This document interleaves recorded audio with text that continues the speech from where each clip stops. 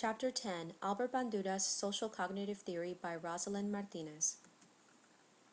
Albert Bandura was born December 4, 1925. He is a psychologist who is the David Starr Jordan Professor Emeritus of Social Science in Psychology at Stanford University.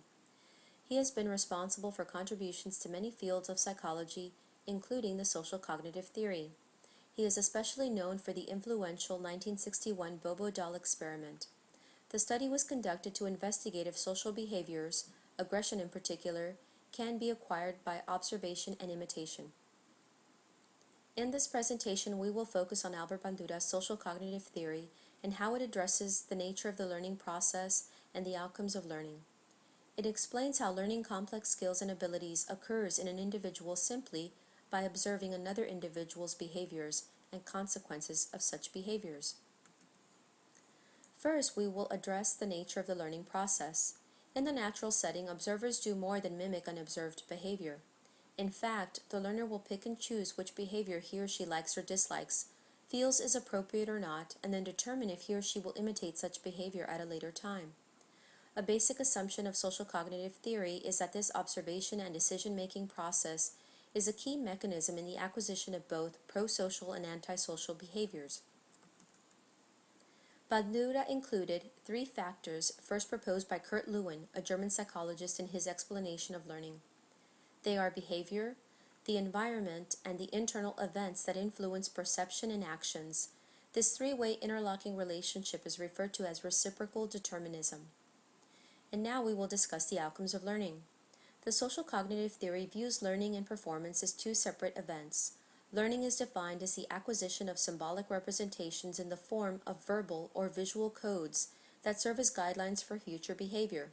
The book makes reference to a great example wherein a child who sees an older boy in a fight with a class bully. Admiration from classmates may lead the observer to conclude that fighting in certain circumstances is both acceptable and rewarding. The younger child acquires both a set of behaviors and a tendency to enact the behaviors at a later point in time. So after observing the fight, the child decides a number of things. First, fighting is cool because your peers cheer you on as you fight. Second, fighting is wrong because people get injured. Or third, although fighting appears to be wrong, the student wouldn't mind participating in such behavior because he or she is able to release some anger by injuring someone they don't particularly care for, and there isn't anyone around to punish them for such violent behavior. Outcomes of learning consist of memory codes of observed behaviors known as representational systems. The two types of systems are visual and verbal conceptual. The visual system consists of events like activities, places, and objects. These are not merely pictures or mental copies. Other events are coded in verbal form. Language symbols are the most used verbal codes in everyday life. So to summarize, the basic assumptions of the social cognitive theory. It takes three assumptions that support the social cognitive theory. First, the learning requires both the cognitive processing and decision-making skills of the learning. Second, learning is a three-way interlocking relationship that consists of the environment, personal factors, and behavior. Third, learning results in the acquisition of verbal and visual codes of behavior that may or may not be performed later. Again, per the social cognitive theory, individuals learn new behaviors by observing others and through their own actions. This takes us into the components of learning, which consist of the behavioral model, the consequences of the modeled behavior, the learner's internal processes, and the learner's perceived self-efficacy. The primary function of the modeled behavior is to transmit information to the observer. This can occur in one of three ways. The modeled behavior serves as a social prompt to initiate similar behavior in others. The book makes reference to two great examples. First, a guest at an elaborate dinner party may observe the hostess in order to select the piece of silverware appropriate for each course. And second is the extensive media coverage of school shootings. Repetitions of video reports of the incidents accompanied by national attention are powerful cues to individuals who may feel disenfranchised by society. This type of learning could be positive or negative. Another function of the modeled behavior is to strengthen or weaken the learner's existing restraints against the performance of particular behaviors. The book makes reference to how punishment or lack thereof can influence behaviors. For instance, a student cheating on a test and how he or she is or isn't punished. The third influence of modeling is to demonstrate new patterns of behavior. The book makes mention to the learner watching a televised cooking show in order to learn how to cook. There are three situational characteristics that influence how an individual responds to models. One is the particular attributes or characteristics of the model. For instance, models can appear to be prestigious or trustworthy to the observer. The second is the uncertainty about a particular course of action.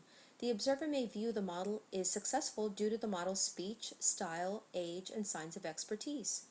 The third is the degree of intrinsic reinforcement already present in the situation.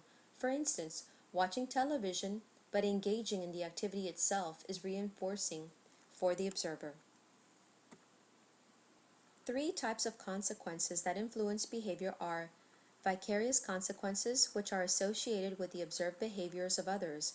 An example is a teacher acknowledging a child who shares her crayons with others at the table, and a child who observed the situation experiences positive feelings. Another type of consequence influencing behavior is direct consequences, which are the immediate outcomes generated by the observer's subsequent imitative behavior. An example is the teacher acknowledging the child who observed the crayon sharing and shared his or her pencils with another student. The observed positive behavior and reinforcement were not only learned but implemented by the observer at a later time. The observer has now acquired the skill of sharing by merely observing another performing the same action. A third consequence is the observer's self-administered consequences for his or her imitative behavior. Direct reinforcement in social cognitive theory is the positive reinforcement identified in operant conditioning. In social cognitive theory, direct reinforcement refers to the outcomes of the observer's imitative behavior. Self-reinforcement, in contrast, is independent of the consequences delivered by society. It involves three elements: self-prescribed standard of behavior, reinforcing events under the control of the individual, and the individual as his or her own reinforcing agent. The book states that although humans, like rats and chimpanzees, respond to reinforcement, the human capacity for thought and self-direction sets the species apart because rats and chimpanzees are disinclined to pat themselves on the back for commendable performances or to berate themselves for getting lost in the cul-de-sacs.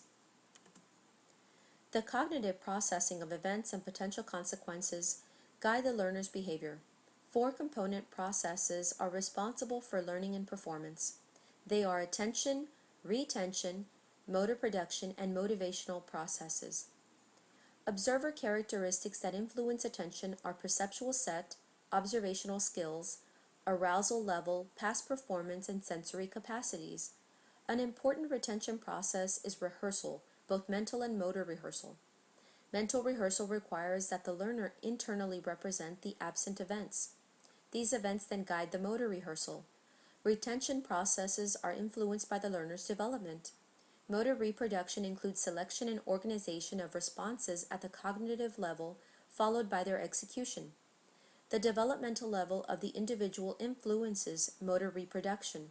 The three processes that function in social cognitive theory as motivators consist of direct reinforcement, vicarious reinforcement, and self-reinforcement.